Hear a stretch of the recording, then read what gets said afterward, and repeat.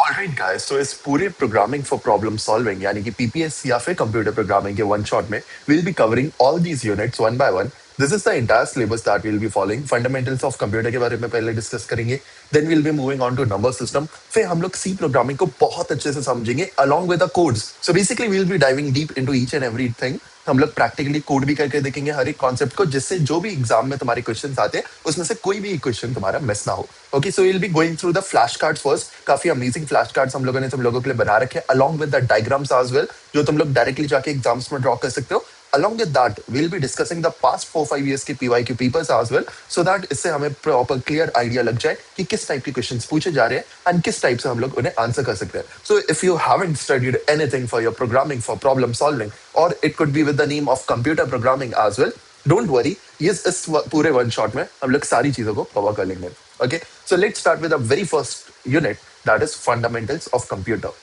So the very first thing that we need to discuss is stored program architecture. ठीक है, ये जो stored program architecture है ना, बेसिकली जो फंडामेंटल्स ऑफ कंप्यूटर है, ये हमें बताता है कि हमारा जो कंप्यूटर सिस्टम है वो एक्चुअली फंडामेंटली कैसे बनाया गया था. उसमें क्या क्या फंडामेंटल यूनिट्स होते हैं, सीपीयू होता है, राम होता है, रोम होते हैं. ठीक है, उसके टाइप्स क्या क्या होते हैं, राम रोम के टाइप्स क्या होते हैं, डिफरेंट डिफरेंट. ठीक है, क्या होता है von Neumann architecture. Von Neumann architecture something जिसके बेसिस पे यू कैन एक्सपेक्ट कि ज्यादातर क्वेश्चन आता ही आता है. ठीक है, सो वॉन न्यूमैन आर्किटेक्चर, या तो दे कैन मेंशन कि ओके वॉन न्यूमैन आर्किटेक्चर बता दो, या दे कैन इवन मेंशन कि स्टोर्ड प्रोग्राम आर्किटेक्चर मुझे बता दो.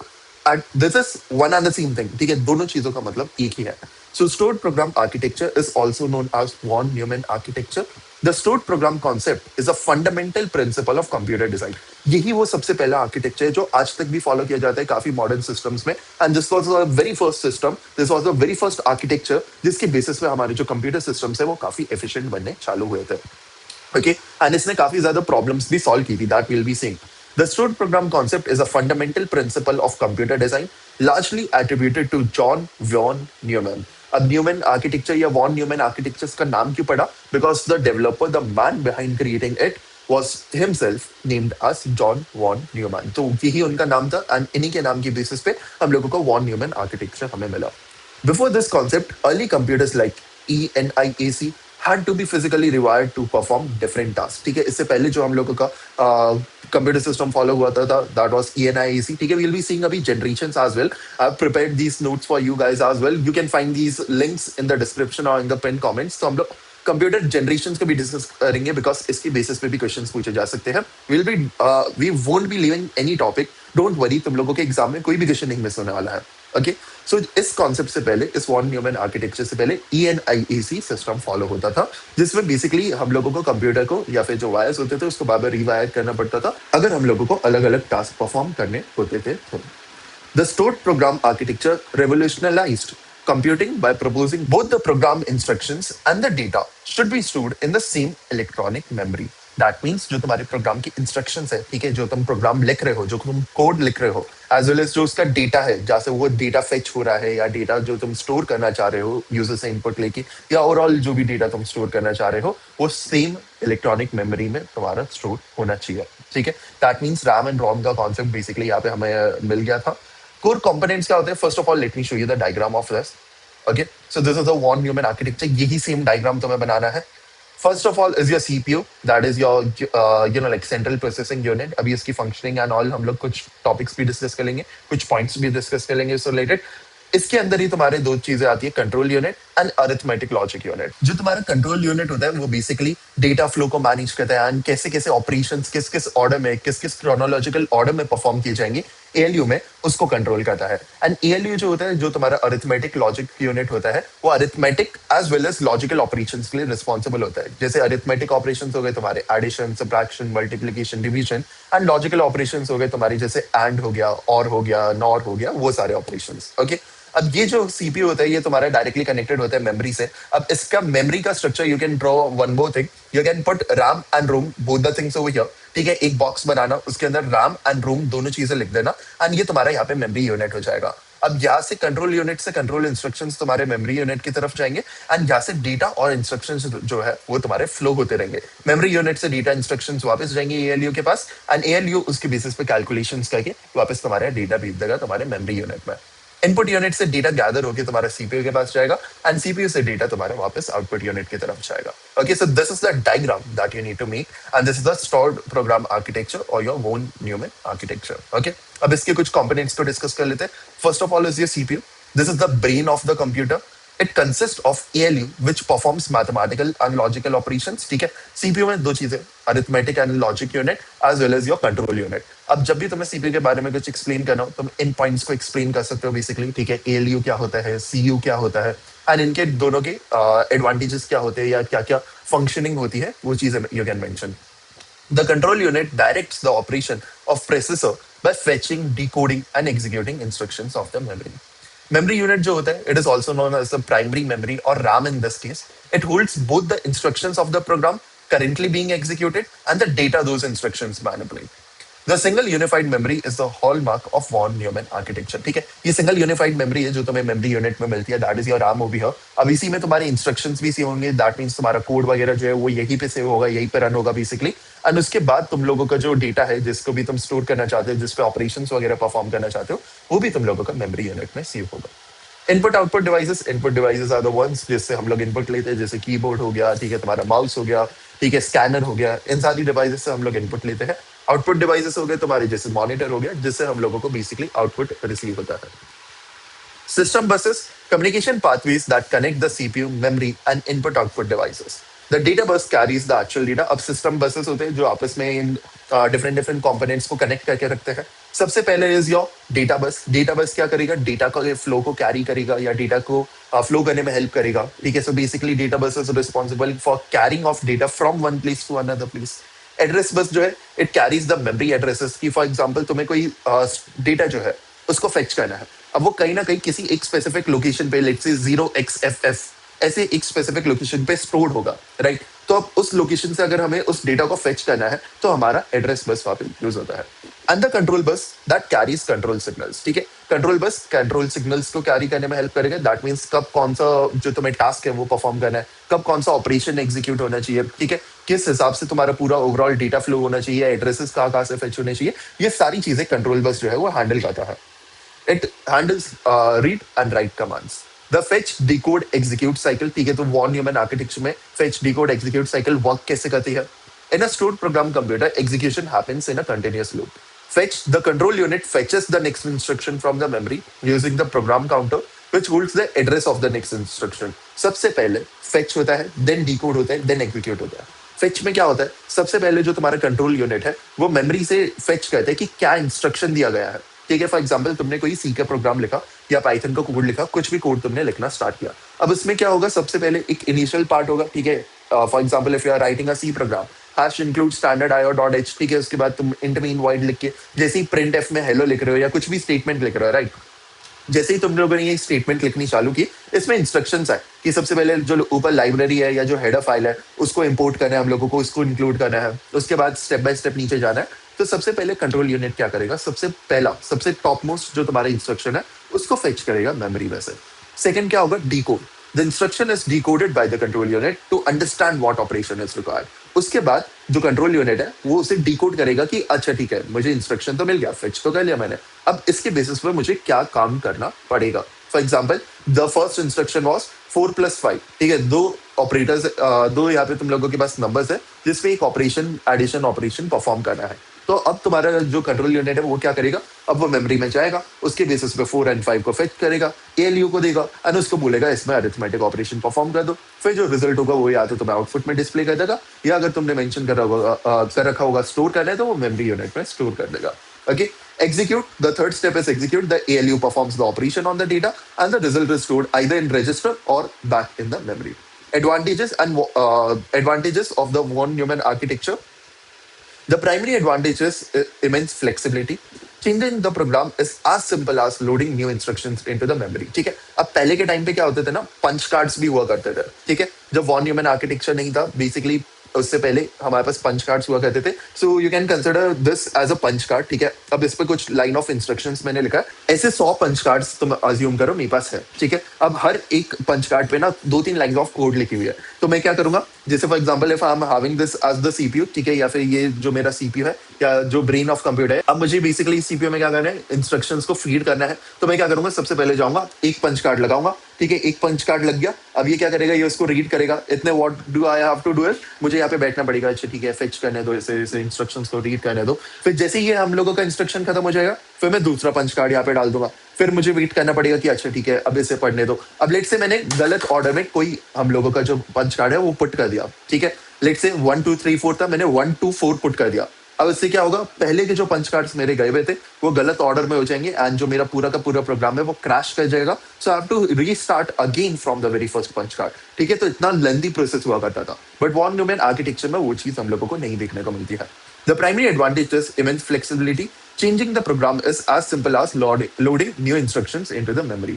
तो हम लोगों को पंच कार्ड में क्या करना पड़ता था, न्यू पंच कार्ड्स डालने पड़ते थे। अब सारे के सारे पंच कार्ड्स चेंज करो अगर तुम लोगों को कोई न्यू प्रोग्राम लोड करना है। But in this case von Neumann architecture में क्या हो रहा है, बस मेमोरी में जाओ, जहाँ पे तुमने इंस्ट्रक्शंस लिखे थे, जो कोड फाइल तुमने सेव की थी, उस कोड फाइल को अपडेट कर दो, उसमें न्यू कोड जो भी था उसको सेव कर दो and that's it, you are good to go. उसके बाद तुम्हारा न्यू प्रोग्राम रन होना चालू हो जाएगा विदाउट चेंजिंग द हार्डवेयर। इसमें हार्डवेयर चेंज करने की रिक्वायरमेंट ही नहीं है।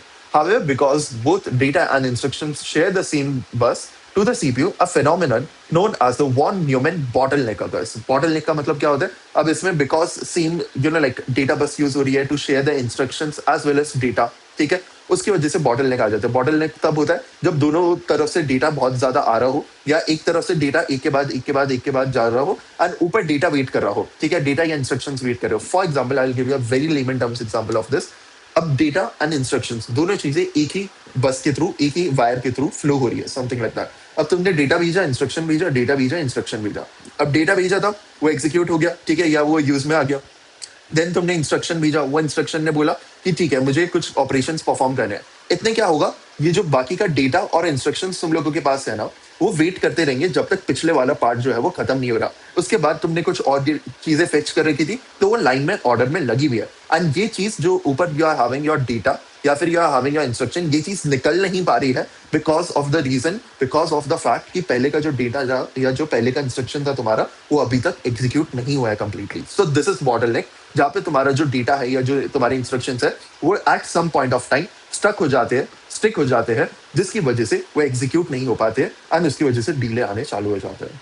The CPU is vastly faster than memory and it must wait idle while instructions or data are fetched one at a time over this shared bus, limiting overall system performance. इससे basically तुम्हारी overall जो system performance है वो तुम लोग notice करोगे कि काफी लिमिट हो जाती है, काफी डिले होनी चालू हो जाती है। This is the reference diagram that we saw. Okay. Before moving forward, before moving on to the next topic of primary memory, let's go through the computer generations that we are having over here. ठीक है, अब computer generation हम लोग के पास सबसे पहले we were having generation period, ठीक है, that is a first generation जो सबसे पहले आया था हमारे पास। उसमें की हार्डवेयर टेक्नोलॉजीज हमारे पास आई थी, vacuum tubes, electromagnetic relay memory and punched cards, जिसके बारे में मैंने जस्ट अभी तुम्हें बताया।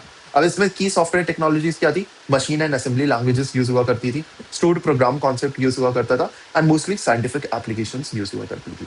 की कैरेक्टरिस्टिक्स, अब इनकी कैरेक्टरिस्टिक्स क्या थे, बल्कि इन साइज, काफी बल्कि पंच कार्ड्स होते थे। एक पंच कार्ड में तुम लोग बहुत कम amount of lines of code लिख पा रहे हो एंड उसको भी तुम्हें पुट करना पड़ रहा है। उसके बाद तुम वेट करो कि अच्छा ठीक है ये पूरा इंस्ट्रक्शन रन होगा, उसके बाद जाके मैं कहीं दूसरी चीज का बढ़ेगा। हाईली अनरिलायबल, ठीक है, लेक्स से तुमने पंच कार्ड गिरा दिया मे बी, ठीक है, वो ब्रेक हो जाएगा एंड तुम्हारा सारा का सारा प्रोग्राम गया, ठीक है, या फिर कभी ड्यू टू सम रीजन वो क्रैश कर गया, वो काम नहीं किया तो तुम लोगों का प्रोग्राम गया। So it is very unreliable. Limited commercial use and costly, काफी कॉस्टली हुआ करते थे ये जो हमारा आर्किटेक्चर था basically. Difficult commercial production and difficult to use, ठीक है। सम रिप्रेजेंटेटिव सिस्टम्स ENIAC जो हमने डिस्कस किया था कि वॉन न्यूमैन आर्किटेक्चर से जस्ट पहले था ये EDVAC, okay, EDSAC, UNIVAC and IBM 701। फिर हमारे पास आया second generation, that was in the year 1955 to 1964। इसमें हमारे पास ट्रांजिस्टर्स आए, मैग्नेटिक कोर्स मेमोरी आई, मैग्नेटिक टेप्स आए and disk for secondary storage. Batch operating system हम लोगों को इसमें इंट्रोड्यूस किया था की सॉफ्टवेयर टेक्नोलॉजी इसमें। हाई लेवल प्रोग्रामिंग लैंग्वेजेस आ गई थी, हाई लेवल प्रोग्रामिंग लैंग्वेजेस जैसे तुम्हारी पाइथन हो गई, ठीक है, C# हो गई, तुम्हारी जावा हो गई। साइंटिफिक एंड कॉमर्शियल एप्लीकेशंस में ये यूज किया जाने लगा था। Faster, smaller, more reliable, and easier to program than previous generation system. Commercial production was still difficult and costly.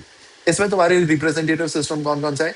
Honeywell आया, तुम्हारे पास IBM 7030 आया, CDC 1604 आया एंड यूनिवैक लाख आया।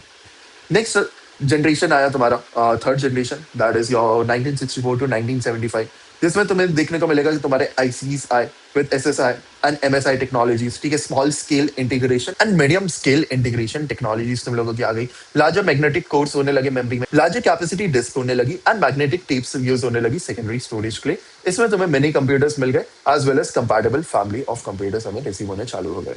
इनमें time sharing operating system use होता था, स्टैंडर्डाइजेशन हो गया था हाई लेवल प्रोग्रामिंग लैंग्वेजेस का and unbundling of software from the hardware. इसके की कैरेक्टरिस्टिक्स क्या थे? तुम्हारे faster, smaller, more reliable, easier and cheaper to produce, commercially easier थे ये यूज करने के लिए and easier to upgrade than the previous generation systems, scientific, commercial and iterative online application. इसके कुछ एग्जांपल्स यहाँ पे है जो हम लोगों को यहाँ पे सिस्टम्स मिले थे। जनरेशन फोर्थ, ठीक है, this is the latest generation, जिसके बाद तुम्हारी fifth generation 90 which is marked as the most latest generation जो हम लोगों के पास करेंटली भी यूज की जाती है। फोर्थ जनरेशन में हम लोगों के पास आईसीज आ गए, ठीक है, इंटीग्रेटेड सर्किट्स आ गए बेसिकली, ठीक है, छोटे छोटे तुमने अगर आईसीज देख रखे होंगे, ट्रांजिस्टर्स जो देख रखे होंगे, अगर उसको बहुत ज्यादा ट्रांजिस्टर्स को एक चिप पे लगा दिया जाता है तो उसको वेरी लार्ज स्केल इंटीग्रेशन बोला जाता है, that is your VLSI technology, ठीक है। अगर कुछ अमाउंट ऑफ चिप्स है तो उसको स्मॉल बोला जाता है, ठीक है। मीडियम अमाउंट ऑफ चिप्स है कि ज्यादा ट्रांजिस्टर्स भी नहीं है, बहुत ज्यादा भी नहीं है, बहुत कम भी नहीं है, तो वो मीडियम स्केल इंटीग्रेशन हो गया तुम्हारा। अगर बहुत ज्यादा है, ठीक है, you can assume in billions अगर है या मिलियंस अगर है, तो you can assume it is a very large scale integration technology.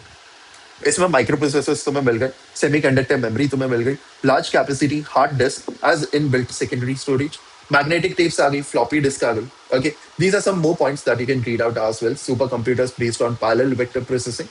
Key software technologies, operating system used for PCs with GI, that is your graphical user interface, and multiple windows on a single terminal screen.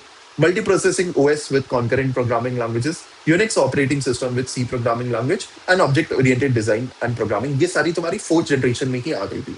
की characteristics why are we studying this entire part, इसकी basis पे तुम लोग notice करोगे तुम्हारे part B या part C में question पूछ लिया जाता है। Okay, and this is available at this link if you want to go directly over here, या फिर you can fetch this link from the description or the pin comments, और you can just directly go and search for Y codes on Google and you will find the website over there. Key characteristics, small, affordable, reliable and easy to use PC हमें मिलने लग गए। More powerful and reliable mainframe मिल गया। Totally general purpose machine हमें यहाँ पे मिलती थी and easier to produce commercially, ठीक है। ये जो मशीन होती थी फोर्थ जनरेशन की, ये काफी इजी होने लग गई प्रोड्यूस करने के लिए अगर हम लोग इंडस्ट्रीज की बात करें तो। Some systems that we are having over here, ठीक है, IBM PC and it's clones, Apple II हमारे पास यहाँ पे आ गया which was very famous among that time. Okay, हमारे पास Cray 1 एंड Cray 2 आने लग गया and Cray X and MP भी आ गए। Okay, these are the name of the like systems, computer systems that we got at that time. Next is your fifth generation which is the present generation computer as well. जितने भी तुम लोगों के पास laptops है, जितने भी तुम लोगों के पास सीपीयूज है, वो सारे के सारे फिफ्थ जनरेशन के अंदर ही आते हैं। और ये 1989 से स्टार्ट हुआ था। ICs with ultra large scale integration technology, larger capacity main memory, hard disk with read support, optical disk आने लग गई हमारे पास, जैसे portable read only storage media हो गया, ठीक है, जिसको तुम फ्लैश ड्राइव भी कंसिडर कर सकते हो, फ्लैश ड्राइव भी हमारे पास आने लग गई। Notebooks, powerful desktop PCs and workstations, powerful servers and supercomputers as well. We got supercomputers over here. Cluster computing भी हमें मिल गया and internet भी we got over here. Okay, microkernel based multi-threading distributed operating system. ये सारी technologies है जो fifth generation of computers के साथ हमें मिली।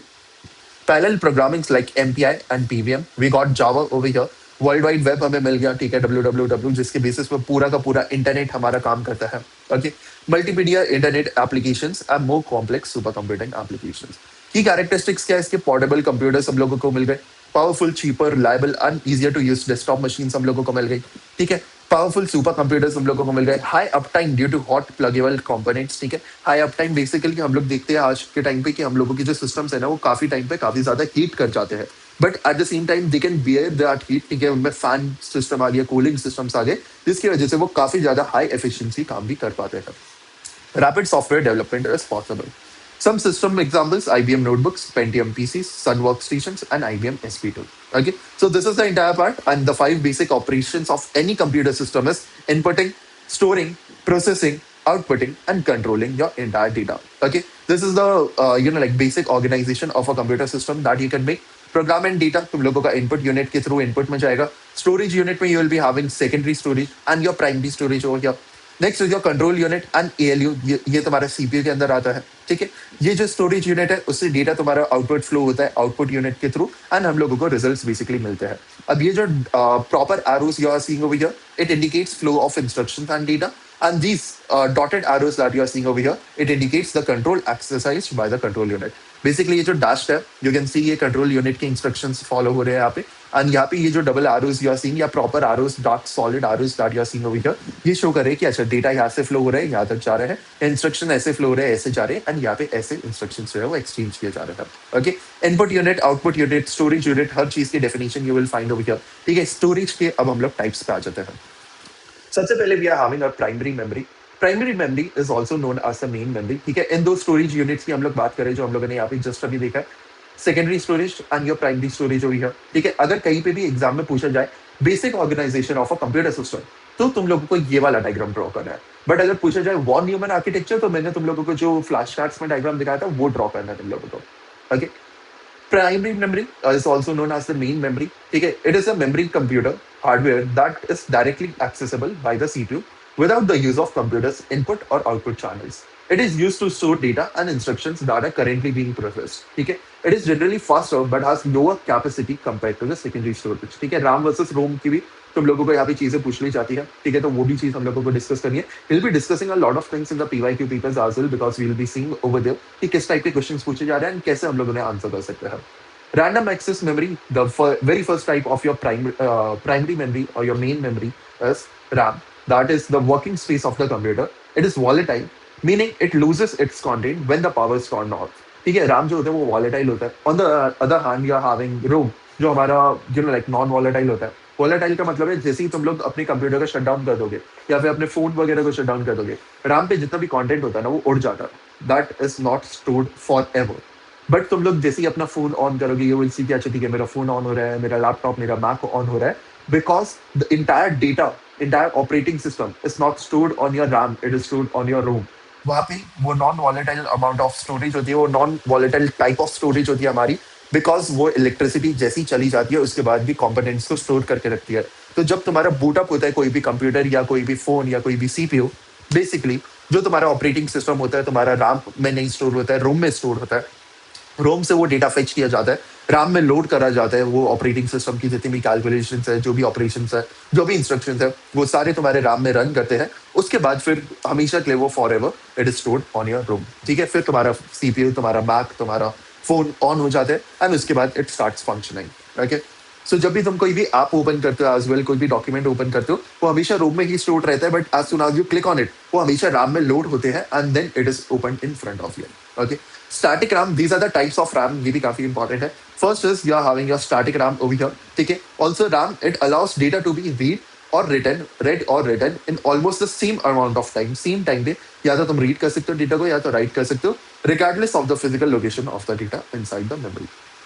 The types that you are having are SRAM, that is your static RAM, ठीक है। DRAM, दो टाइप के main RAM we are having, static RAM and dynamic RAM.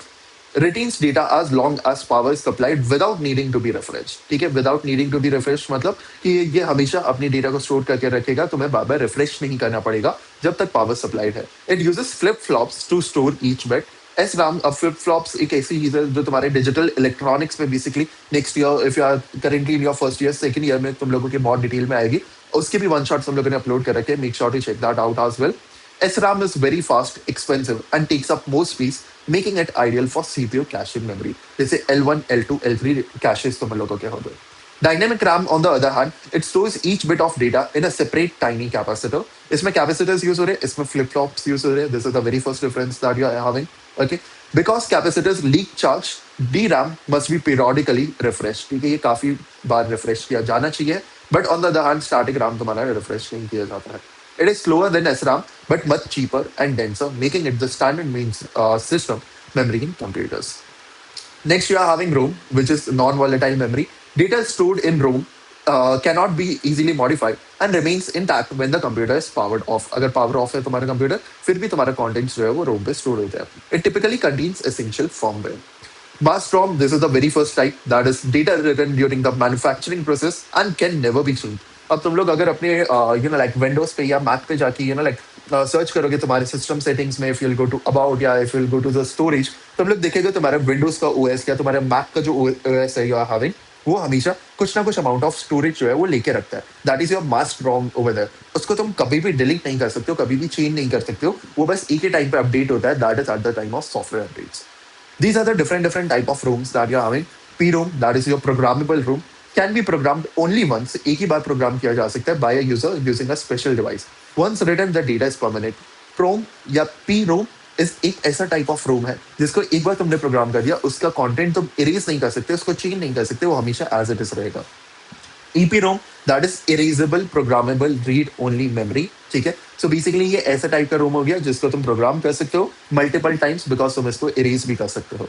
It can be erase by exposing it to strong UV light and then read it.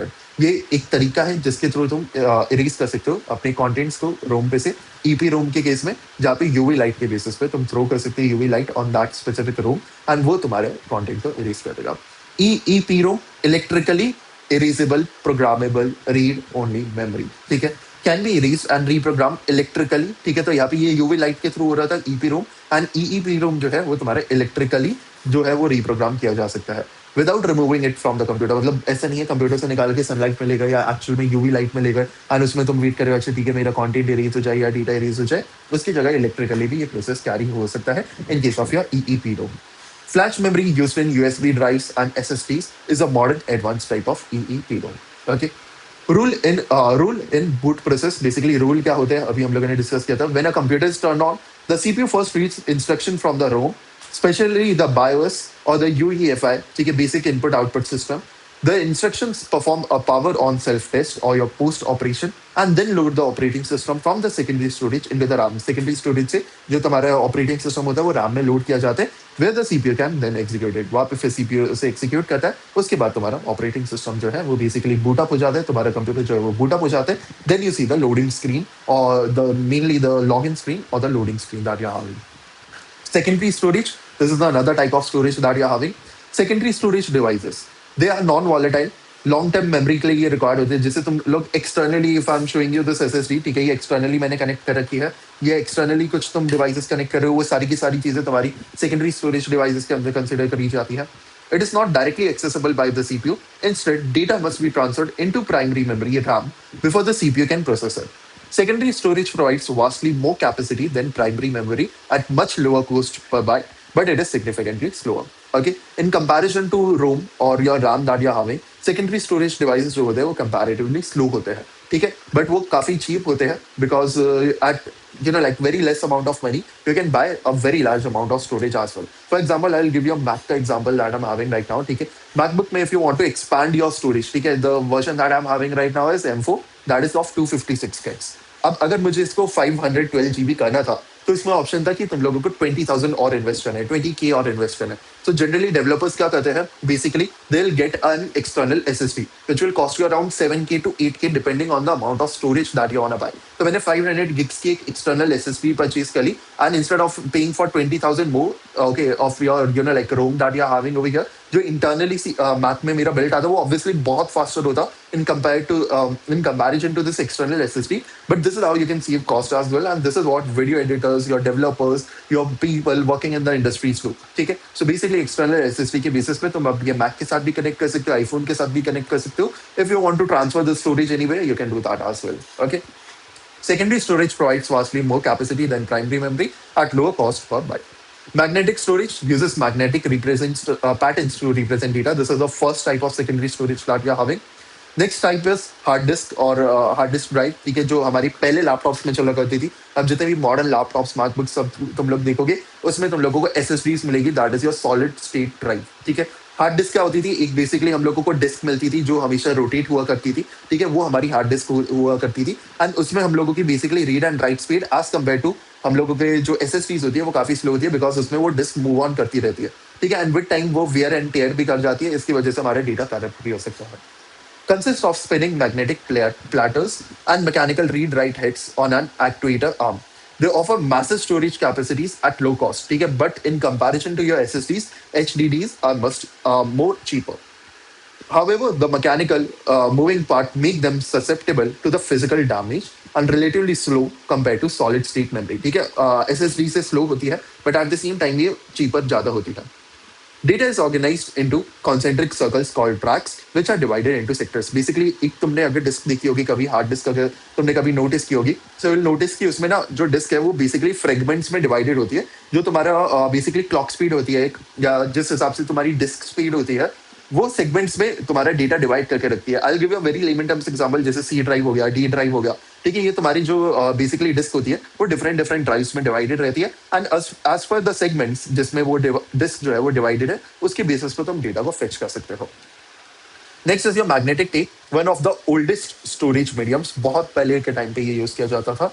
It is purely sequential access. Sequential access का मतलब है, एक होता है sequential access, एक होता है random access. Sequential का एक्सेस का मतलब होता है कि बिट बाय बिट हम लोग sequence by sequence, for example if you are having this disk, ठीक है, या फिर if you are having a block of memory. अब इसमें ऐसे जो है वो डेटा स्टोर्ड है. अब अगर तुम्हें इस डेटा तक पहुंचना है, लास्ट डेटा तक पहुंचना है, तो तुम्हें प्रॉपर सीक्वेंस के थ्रू जाना पड़ेगा. 1 2 3 4 5 6 7. 7 पे आ गए हम लोग, तो दैट मीन्स मुझे डेटा मिल गया बिकॉज मुझे 7 वाला डेटा चाहिए था. This is your you know like sequential access. Random access का मतलब होता है रैंडमली तुम कोई भी पॉइंट चूज करोगे, उसके बेसिस पे यू विल सी कि मुझे आगे जाना है, पीछे जाना है, and accordingly you will move and find the data of which the data.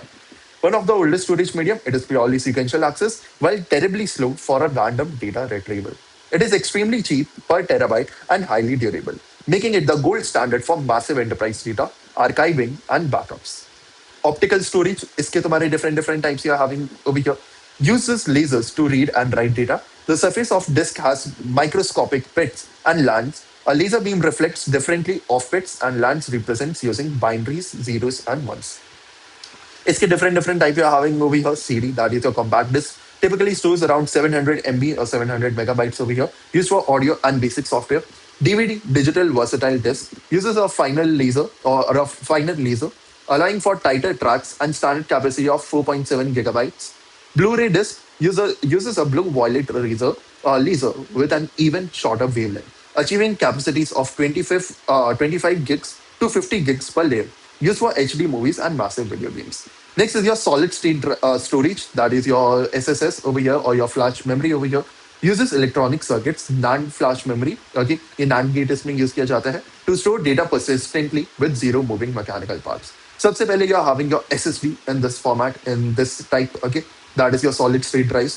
Serve the same function as HDDs. Same HDDs की तरह ही सारी functioning होती है इनकी, but जो proper architecture है, जो proper like underneath the hood, जो proper working mechanism है, वो सारा different है.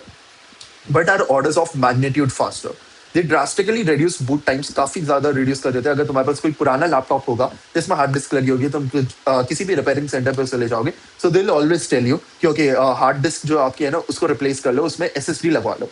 This is the reason behind that. उससे तुम्हारा बूट टाइम बढ़ जाएगा, उससे तुम्हारी लोडिंग टाइम बढ़ जाएगा. वो एक्चुअली रैम से भी रिलेटेड होता है, बट जो तुम्हारे डेटा फेच टाइम है वो काफी कम हो जाएगा. वो सारी चीजें तुम्हारी यहाँ पे हेल्प मिलेगी. They drastically reduce boot times and application loading times because there are no moving parts. They are silent, use less power, and are highly resistant to physical shock.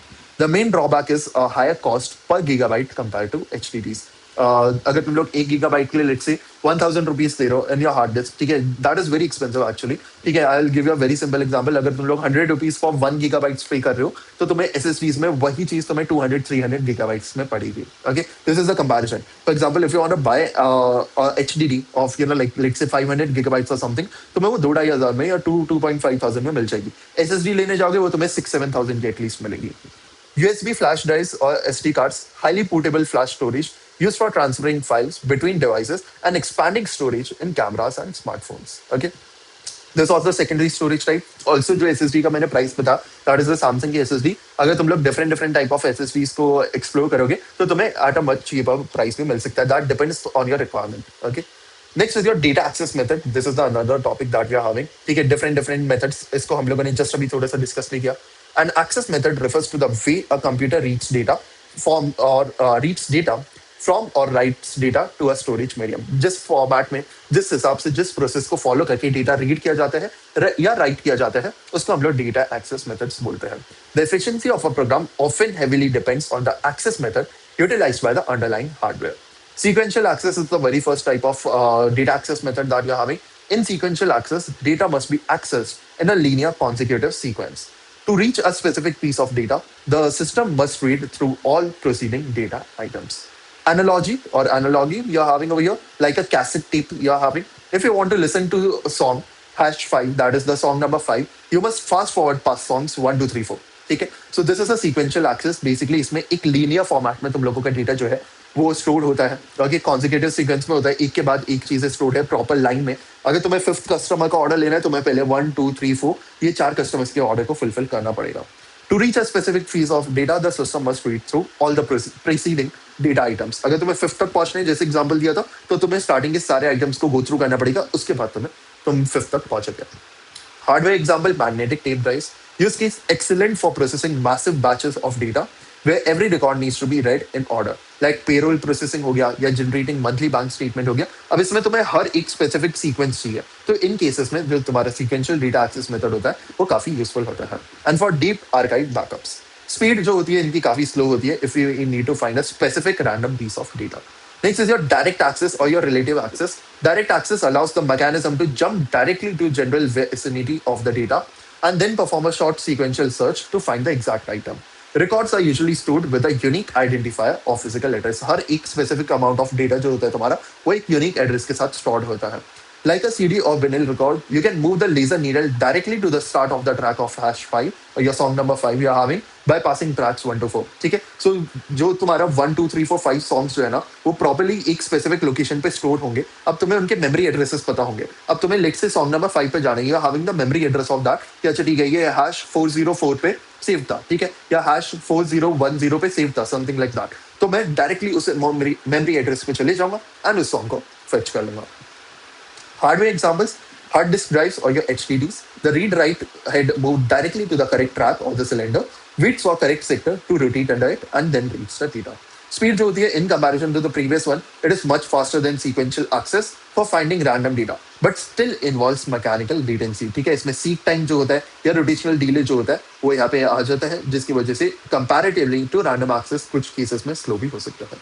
In random access, any location in the storage medium can be accessed directly in the exactly same amount of time, completely independent of the physical location of the data or the location of the previously accessed data. ना इसको फर्क पड़ता है कि इससे पहले कौन सा डेटा फैच किया गया था या उससे पहले कौन सा डेटा है, ना ही इससे फर्क पड़ता है फिजिकल लोकेशन या physical address of the data से.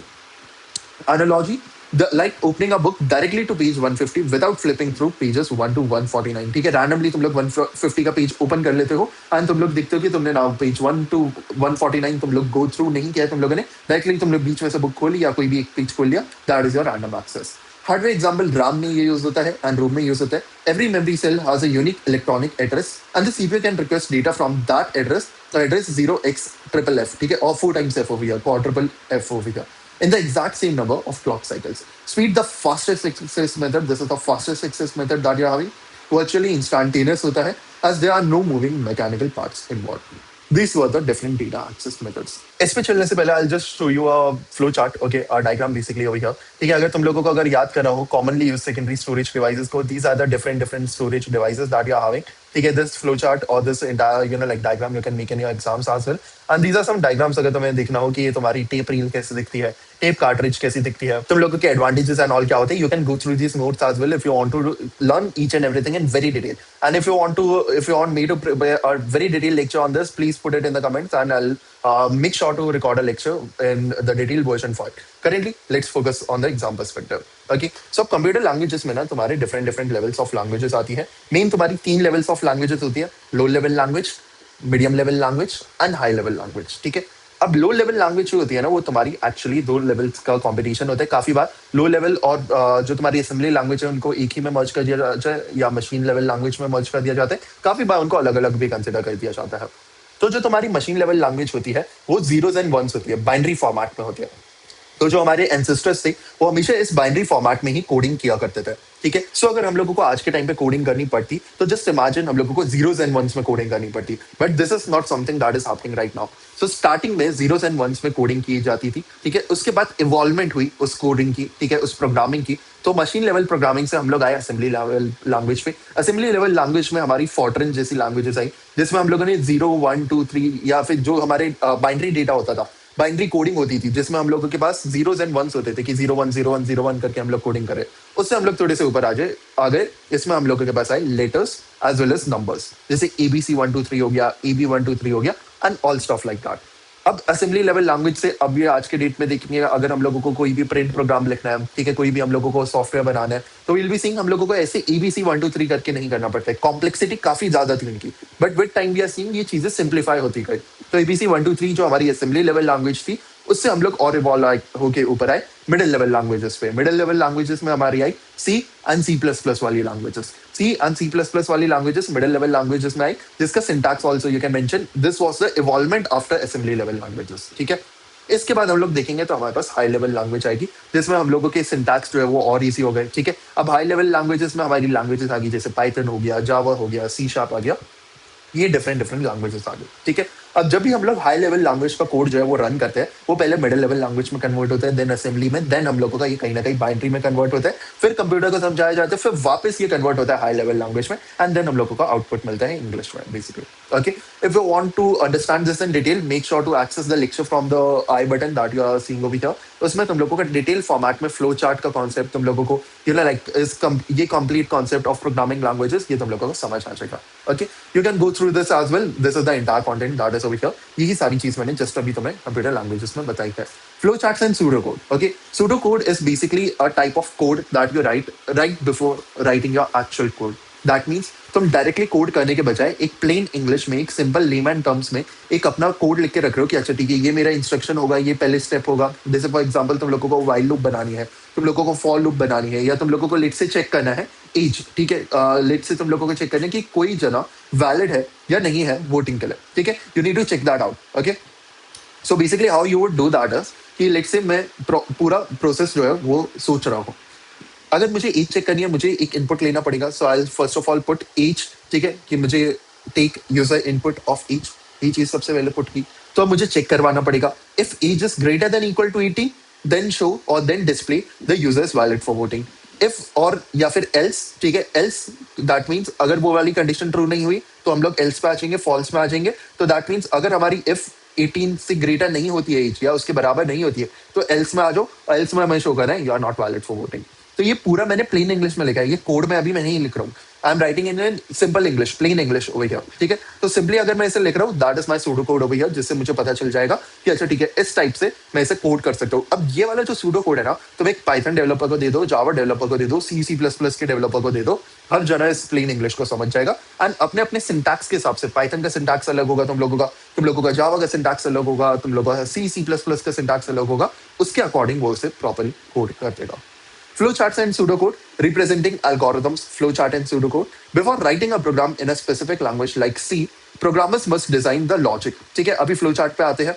फ्लोचार्ट बेसिकली क्या होता है, अब यही जो तुम लोगों ने सूडो कोड लिखा है ना, इसको प्रॉपर्ली डायग्राम फॉर्मेट में या पिक्चर्स के फॉर्मेट में बेसिकली सिंबल्स एंड डायग्राम्स को यूज करके, एरोस को यूज करके शो करना, इसको हम लोग फ्लोचार्ट कहते हैं। A pictorial representation of your entire program is your flowchart over here, ठीक है। अभी कुछ एग्जांपल्स देखेंगे, उसके बेस पे तुम्हें प्रॉपरली क्लियरली समझ आ जाएगा।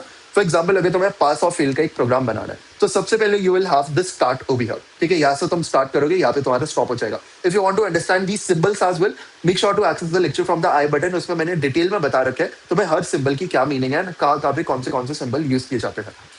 स्टार्ट, सबसे पहले हमेशा स्टार्ट लिखना है, हमेशा एंड में मार्क कर देना स्टॉप, या फिर एंड लिख देना है यहाँ पे, you can mention and over here, that would be better, ठीक है। सो सबसे पहले तुम्हारा प्रोग्राम स्टार्ट हुआ, उसके बाद तुम्हारे पास इनपुट स्कोर आया, उसके बाद तुमने कैलकुलेट की कि पासिंग मार्क्स कितने बन रहे हैं, उसके बाद you are moving on to the next step, जहाँ पे तुम चेक करो क्या वो स्कोर जो है वो ग्रेटर देन इक्वल टू 50 आ रहा है या नहीं आ रहा। अगर उसका आउटपुट येस होता है या ये स्टेटमेंट ट्रू होती है, तो तुम्हें आउटपुट में प्रिंट करना है पास। अगर नो होता है तो तुम्हें आउटपुट में फेल प्रिंट करना है, ठीक है। ये दोनों स्टेटमेंट्स आपस में जाके फिर तुम लोगों का प्रोग्राम स्टॉप हो जाएगा, ठीक। Okay, so this is the on page connector that we are using over here, और the connector to merge different lines over here, ठीक है। These lines show the flow of your entire program over here. Okay, अब इसको थोड़ा सा और discuss कर लेते हैं। Representing algorithms through flow charts and pseudocode. Algorithm क्या है? Step by step instruction given to someone or step by step instruction of your program that are to be executed to achieve a meaningful result, ठीक है। For example, if you want to make a tea, ठीक है, let's say you want to make a tea, तुम्हें चाय बनानी है, coffee बनानी है, या टी और coffee person, you can just think about that, ठीक है। उसके अकॉर्डिंग तुम लोग इस प्रोसेस को फॉलो कर सकते हो। और तुम स्टेप बाय स्टेप इंस्ट्रक्शंस लिख रहे हो। स्टेप 1, ठीक है, take a container. Step 2, pour some milk into it, 250 ml of milk into it. Step 3, pour some amount of water into it. Step 4 would be जैसे ही तुमने milk and water डाल दिया, put some tea into it, ठीक है.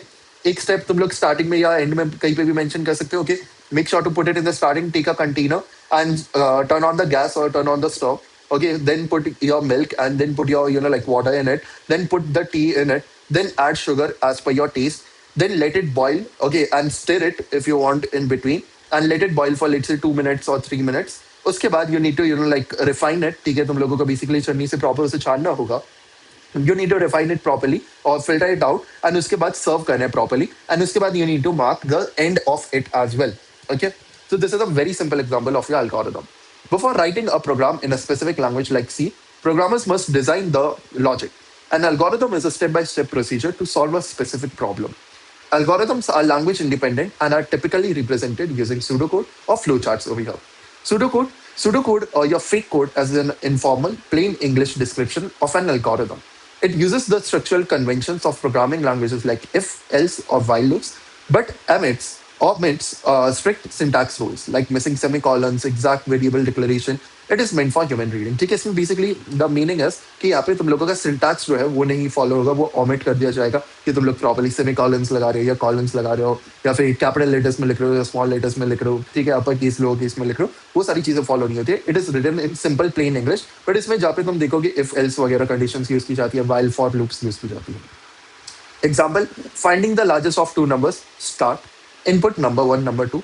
If number one is greater than number two, then print number one is larger, else print number two is larger, and if stop. ये तुम लोगों का पूरा जो है ये एग्जाम्पल हो गया तुम्हारे एल्गोरिथम, नॉट एल्गोरिथम का सूडो कोड का हो गया. Next is your flowchart. A flowchart is a graphical representation of an algorithm. It uses standard shapes to represent different type of actions and arrows or your flow lines to show the sequence of execution. ठीक है, एक example मैंने just तुम लोगों को अभी दिखा दिया था. ओवल जो होता है या पिल जो होता है वो तुम लोगों का टर्मिनल होता है. दैट मीन्स या तो स्टार्ट या तो स्टॉप के लिए यूज होगा. इट रिप्रेजेंट्स द स्टार्ट और the stop of the program. Parallelogram तुम्हारा इनपुट आउटपुट के लिए यूज होगा. Represents taking input from the user और displaying output to the screen. Rectangle जो है वो तुम्हारा पूरे प्रोसेस के लिए शो होगा. रिप्रेजेंट्स अ कंप्यूटेशनल एक्शन और एन असाइनमेंट. जैसे सम अगर तुम लोग कैलकुलेशन कर रहे हो इसके लिए रेक्टेंगल तुम ड्रॉ करोगे. डायमंड जो होगा वो डिसीजन के लिए यूज होगा. Represents a conditional statement. It contains a question और comparison. Is E greater than B and stuff. Arrows जो होते हैं वो तुम्हारे फ्लो लाइंस होते हैं and it connects the symbol to indicate the exact direction of the logic. This is the entire thing of your entire unit 1. हम लोगों ने काफी अच्छी तरीके से ये सारे टॉपिक्स को डिस्कस कर लिया, काफी डिटेल में भी डिस्कस किया. If you have any doubts, if you want to discuss more about this or if you have any doubts in your mind, make sure to put it in the comments. Now we'll be moving ahead with the PYQ papers. Okay, make sure to access these flashcards as well from the description or the pinned comments. Let's move on to the PYQs. Let's start with part A first. Okay, first of all we are having differentiate between compiler and interpreter. अब compiler और interpreter के बीच में difference क्या होता है? Compiler जो होता है वो जितनी भी लाइंस ऑफ कोड होती है ना तुम्हारी, सारी की सारी लाइंस ऑफ कोड को एक साथ रन करता है. ठीक है, that means for example if you have written 100 lines of code, तो वो क्या करेगा, 100 के 100 लाइंस ऑफ कोड को कंपाइल करेगा, कन्वर्ट करेगा बाइनरी लैंग्वेज में, एंड उसके बाद तुम्हें बताएगा अच्छा तुम्हारा तो एरर है 5th लाइन में, 7th लाइन में एंड 10th लाइन में, समथिंग लाइक दैट. ठीक है, so it executes the entire code at once, it compiles the entire code at once. But interpreter जो होता है वो स्टेप बाय स्टेप जाता है, लाइन बाय लाइन जाता है. पहले इसे कन्वर्ट करेगा, फिर इसे कन्वर्ट करेगा, फिर इसे कन्वर्ट करेगा. उप्स, इसमें तो एरर आ गया, तो वो वहीं पे रुक जाएगा एंड उसके आगे नहीं जाएगा जब तक तुम इस एरर को फिक्स नहीं कर लेते हो. Okay, a compiler translates the complete source program into machine code at once and generates an executable file. It detects all errors after compilation. Execution speed is fast. Example C compiler. An interpreter translates and executes program line by line. It reports error one by one and does not create an executable file. ठीक है, ये executable file जो तुम लोग generally देखोगे तुम्हारी exe file बनती है जैसे ही तुम लोग C के प्रोग्राम को रन करते हो. ठीक है, तो वो जो executable फाइल जो तुम्हारी होती है वो नहीं बनेगी इंटरप्रेटर के केस में until and unless you solve all the errors. ठीक है, पाइथन का जो IDE होती है, जो पाइथन का मेन IDE होता है जो तुम लोग डाउनलोड करते हो, वो तुम्हारा इंटरप्रेटर होता है. But if you are using VS code and उसमें तुम लोग MinCW वगैरह भी अगर यूज कर रहे हो या स्पेसिफिकली VS कोड में प्रोग्राम को रन कर रहे हो, तो वहां पे तुम लोग देखोगे कहीं ना कहीं वो तुम्हारा कंपाइलर है. Execution is slower compared to a compiler. Example, Python interpreter. What is secondary memory? Give examples. This was in your 2026 JAN paper and 2025 as well. Secondary memory is non-volatile storage device used to store data and programs permanently. It retains information even when power is switched off.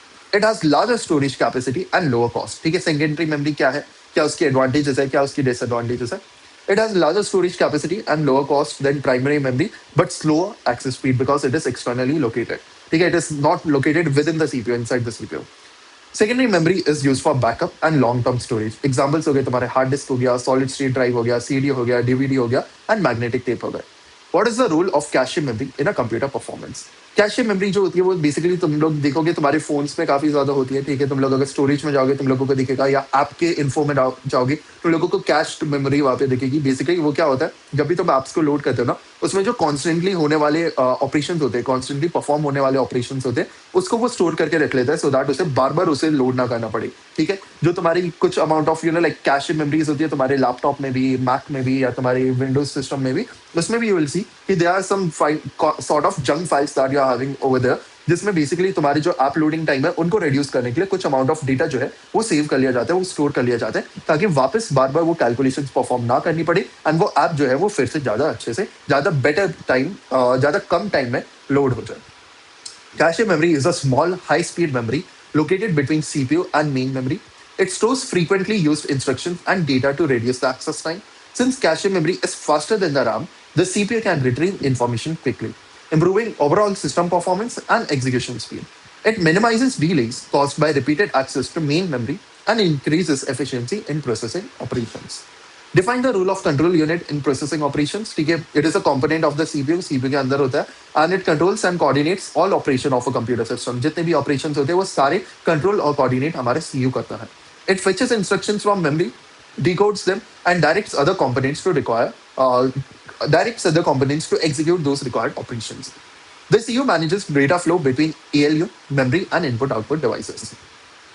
Next part we are having over here, what are the different types of your computer languages? Computer languages are classified into low level and high level languages. Basically अगर तुम लोग कहीं पे भी देखोगे दो level of languages अगर तुम्हारी है, तो जो तुम्हारी असेंबली लैंग्वेज थी, मशीन लेवल लैंग्वेज थी, या तुम्हारी मिडिल लेवल लैंग्वेज थी, वो सारी की सारी जो है तुम्हारी, और हाई लेवल लैंग्वेजेस, वो दो कैटेगरीज में कंबाइन कर दी जाती है. तुम्हारी machine level language and assembly language combine होकर तुम्हारी लो लेवल मान ली जाती है. Middle level language and high level language combine होकर तुम्हारी हाई लेवल लैंग्वेज मान ली जाती है.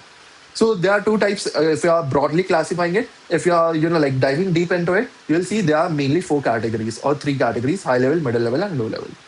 Low level languages include machine level languages and assembly level languages, which are hardware dependent and difficult for humans to understand. High level languages use simple English like statements and are easier to write and debug. They require translators such as compiler and interpreter. Examples of high level languages are C, although C and C are middle level languages. But अगर दो levels of languages की ही बात हो रही है तो तुम लोग हमेशा C++ को हाई लेवल लैंग्वेज में पुट करोगे. ऑल्दो यू विल सी कि काफी बार तुम्हारे एग्जाम में मिडिल लेवल लैंग्वेज के ऊपर भी क्वेश्चन पूछा जाता है. Compare different computer memories based on storage capacity, access speed, and cost per bit. Registers have the fastest access speed, lowest storage capacity, and highest cost per bit. I'll show you a diagram related to it. ठीक है, इसका make sure to take a screenshot of it as well. ठीक है, this is the hierarchy of your storage. सबसे top पे तुम्हारी cache memory आती है, फिर मेन मेमोरी आती है, फिर तुम्हारी direct access and online sequential access memory आती है, फिर तुम्हारी ऑफलाइन और your direct access and sequential access secondary storage memory तुम लोगों की आती है.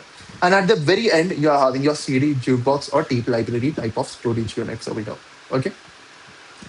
Next with your cache memory is slightly lower than the register but faster than RAM.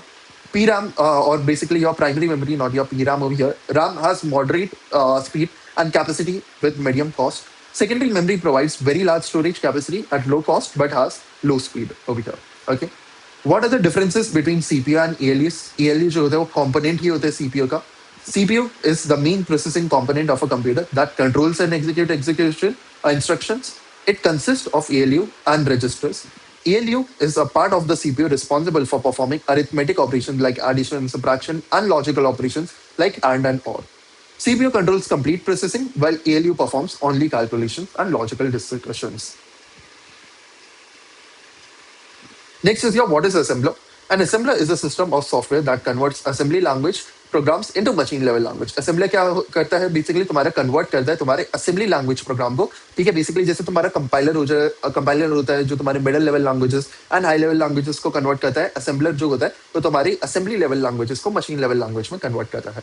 It translate mnemonic instructions such as MOV, add और SUB. ठीक है, ये तुम्हारे फॉरन लैंग्वेज की या तुम्हारी लाइक असेंबली लैंग्वेज के इंस्ट्रक्शंस है. ठीक है, into binary code understandable by the computer. Assembly language is easier than machine language but still has hardware dependent. still is hardware dependent. What is system software? ठीक है, system software basically क्या होता है? You will see throughout the PYQs, ठीक है, because this is for like last moment preparation as well. You'll be seeing कि काफी हम लोग concepts भी नए discuss करते जा रहे हैं and उसके basis पे हम लोग questions भी discuss करते जा रहे हैं. System software is a set of programs designed to manage and control computer hardware and provide a platform for application software. It performs basic operations such as memory management, file handling, and device control. This system software acts as an interface between user application and hardware. Examples include operating systems, compiler, assemblers, interpreters. Basically, system software को तुम लोग एक Windows का operating system हो गया या फिर तुम्हारा लिनक्स हो गया या तुम्हारा मैक ओएस हो गया, ये सारे ऑपरेटिंग सिस्टम सॉफ्टवेयर की ही एग्जांपल्स होते हैं जिसमें तुम लोग एप्लीकेशंस को इंस्टॉल करते हो एंड उसके बाद तुम लोग एप्लीकेशंस पे काम करना स्टार्ट करते हो. So it enables a user to interact with the application because of the operating system underneath the hub. What is application software? Application software are dedicated for some specific use cases. जैसे तुम लोगों का Chrome है, ठीक है, वो browsing के लिए यूज किया जाता है. YouTube का अगर तुम लोग ऐप डाउनलोड कर रहे हो तो वो बेसिकली लाइक वीडियो सर्चिंग के लिए यूज किया जा रहा है, या तुम लोग कोई एक एक्सटर्नल ऐप गेम वगैरह डाउनलोड कर रहे हो, so they will have different purposes. Application software is software developed to perform specific user-oriented tasks. It helps users solve practical problems such as document creation हो गया, ठीक है, जैसे तो हमारा Excel वगैरह हो गया, documents वगैरह हो गए या docs हो गए, ठीक है, कैलकुलेशन हो गया या like you're having a Microsoft Word over there. Graphic design के सॉफ्टवेयर हो गए, Photoshop, Corel draw and all that, ठीक है, वीडियो एडिटिंग के सॉफ्टवेयर हो गए या तुम्हारी like app like VS code, वो भी तुम्हारा एप्लीकेशन सॉफ्टवेयर है. And internet browsing. Application software runs on top of system software and depends on the operating system for execution. Examples include MS Word, MS Excel, web browsers, media players, accounting software, and DBMS. Okay. Basically, if you want to dive deep into a lot of topics, if you want to prepare for your placements and everything, if you want to learn about AI as well, make sure to check out the courses section on our website, on our platform. You'll get the link of that as well. Okay. And for special discounts, make sure to feel free to reach out to us. What are the functions of input unit? The input unit accepts data and instruction from the user and converts them into machine readable form. It transfers the processed input to the execution computer memory or CPU for the further execution. Input unit क्या क्या करता है? Basically, it takes the input, it passes your input, okay, basically towards your main memory or towards your CPU, जिसके basis पे तुम्हारे सारे perform किए जाते हैं operation. वही चीजें तुम्हें यहाँ पे put करनी है. Volatile and non-volatile memory. Volatile memory is the type of memory जो तुम्हारी electricity के साथ जैसे ही electricity जाती है वैसे ही उड़ जाती है. Non-volatile memory जैसे ही तुम्हारी electricity जाती है उसके बाद भी components को store करके रहती है. Non-volatile memory retains the data permanently even after power failure.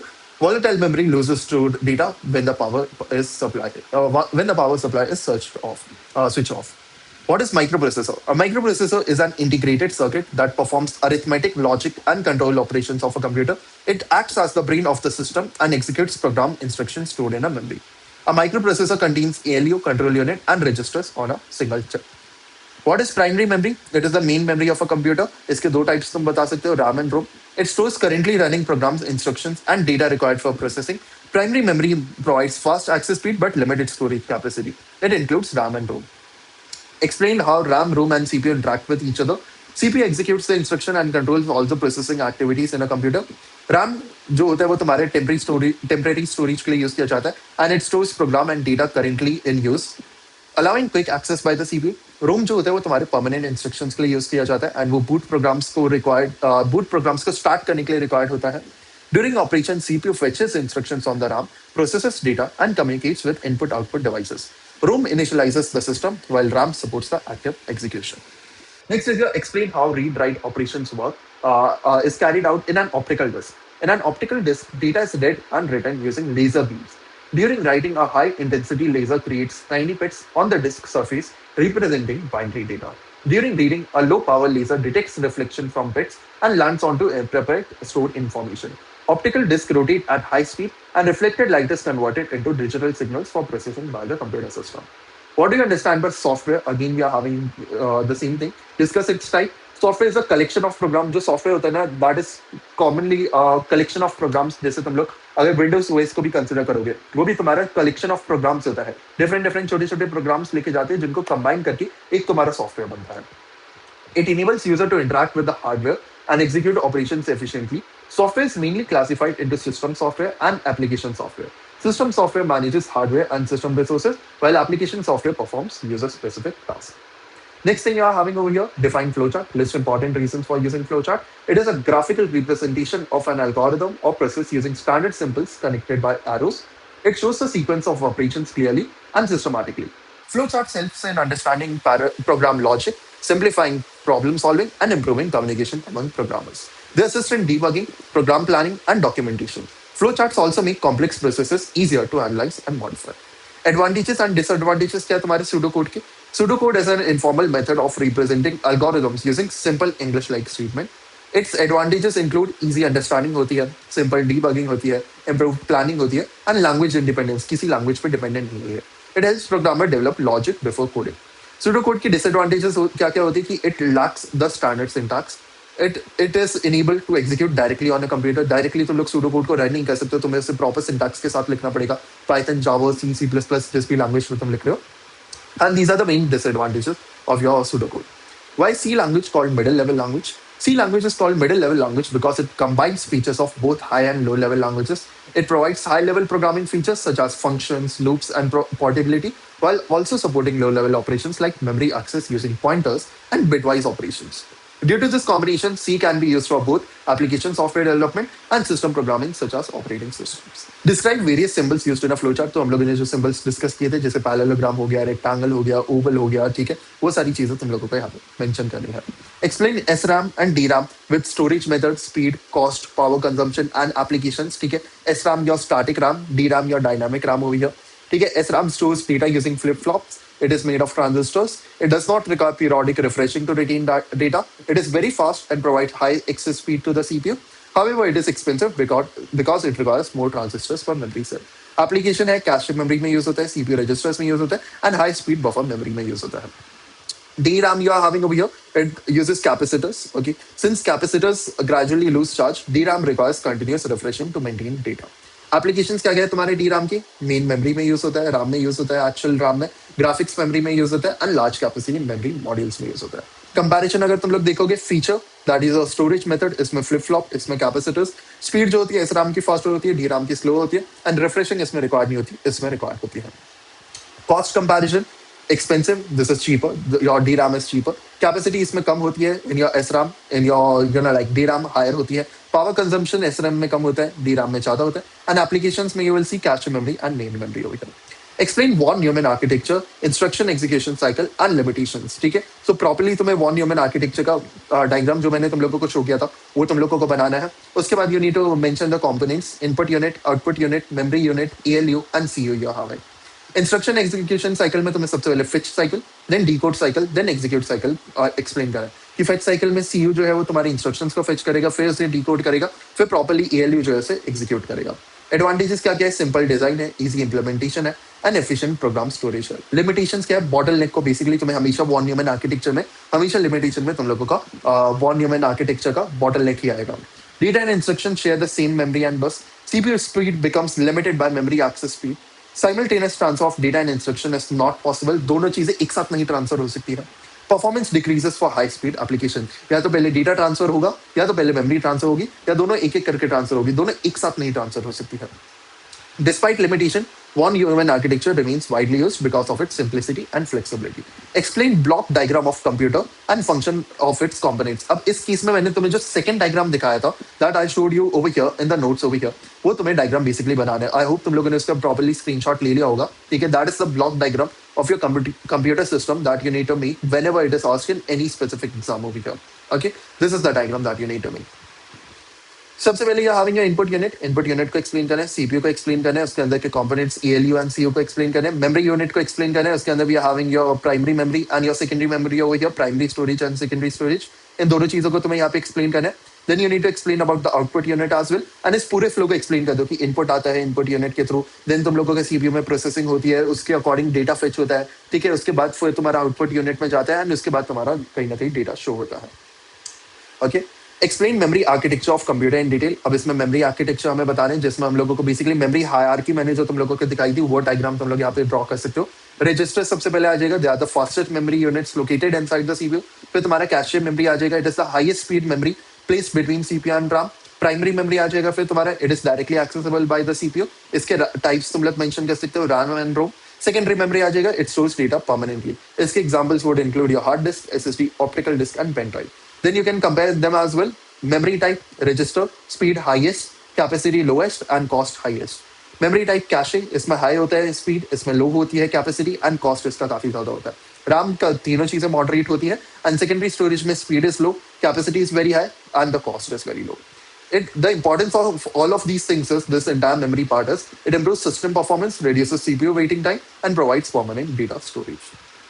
Discuss computer generations along with characteristics of each generation. Now you'll get to know कि क्यों हम लोगों ने वो चीज डिटेल में डिस्कस की थी। ये तुम लोगों का पार्ट बी में प्रॉपर्ली क्वेश्चन पूछा जा चुका है। Okay, so first generation 1940 to 1956 technologies जो यूज हुई थी, मेनली जो मैंने तुम लोगों को यहाँ पे फ्लो चार्ट बेसिकली ये वाला डायग्राम दिखाया था, this is the entire diagram. If you make it will score the maximum marks on it. Okay, so ये डायग्राम तुम लोगों को प्रॉपर्ली यहाँ पे बनाना है, फर्स्ट जनरेशन का, सेकंड जनरेशन का, थर्ड जनरेशन का एंड फोर्थ जनरेशन का, as well as fifth generation, which is the most like recently used generation as well. Explain stored program concept and architecture. The stored program concept, again stored program concept या architecture क्या है तुम्हारा, von Neumann architecture. सो यहाँ पे तुम्हें von Neumann architecture को explain करना है, ठीक है। Architecture stored program architecture, that means you're having your input unit, you're having a memory unit, you're having your CPU and control unit and output unit. फिर तुम्हें वर्किंग दिखानी है, fetch, decode and तुम जो भी तुम लोगों की यहाँ पे 3 साइकिल्स है, you need to mention over here, ठीक है। And then you need to mention the advantages: easy program modification, faster processing, automatic execution of instructions, and efficient memory utilization. Also, whenever you are watching this video, make sure to put it in the comments कि तुम लोग exam से एक दिन पहले ये video देख रहे हो या कब देख रहे हो. Let us know about that. Explain CPU and various units of computer system in detail. A computer system is an electronic device. CPU जो होता है, या basically सबसे पहले computer system से start करें. So it is an electronic device जिसमें तुम्हारा input होता है, ठीक है, उसको वो process करता है and उसी के according जो तुमने instructions वगैरह दिए होते हैं उसके through वो produce करता है meaningful information as your output over here, ठीक है।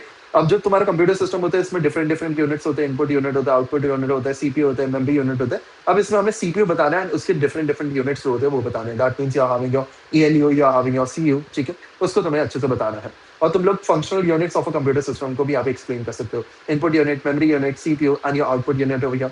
इनपुट यूनिट को सबसे पहले एक्सप्लेन कर दिया, क्या क्या फंक्शन होते हैं, क्या क्या एग्जाम्पल्स हो गए। मेमोरी यूनिट के टाइप्स एक्सप्लेन कर दिए, उनके एग्जाम्पल्स वगैरह एक्सप्लेन कर दिए यहाँ पे। Then you are having your CPU, CPU में तुमने एएलयू, सीयू एंड रजिस्टर्स को यहाँ पे एक्सप्लेन कर दिया properly. Then you are having your output unit, जिसके बेसिस पे तुम्हें बेसिकली आउटपुट्स रिसीव होते हैं।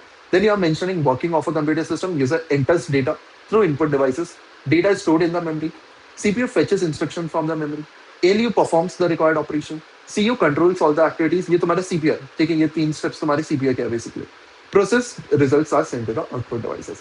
So this is the entire part and at last we can conclude. So हमने काफी अच्छे से सारे के सारे PYQ papers डिस्कस कर लिया. If you have any doubts, make sure to put it in the comments. You can access all of these notes, like PYQ solution and flowcharts from the link in the description or in the pinned comments. Make sure अगर तुम लोगों को any doubt हो तो put it in the comments and make sure to share it with your friends as well to help them out during their last time of exam. Okay, during the last moment preparation. Also make sure to subscribe अगर तुम लोगों को मजा आया हो पूरे lecture में, and see you guys in the next lecture, that is of our unit 2, in which we'll be starting discussing about the numbers. Some money where you're not first, but some other crowd is. Better put your hands up, we didn't settle lines.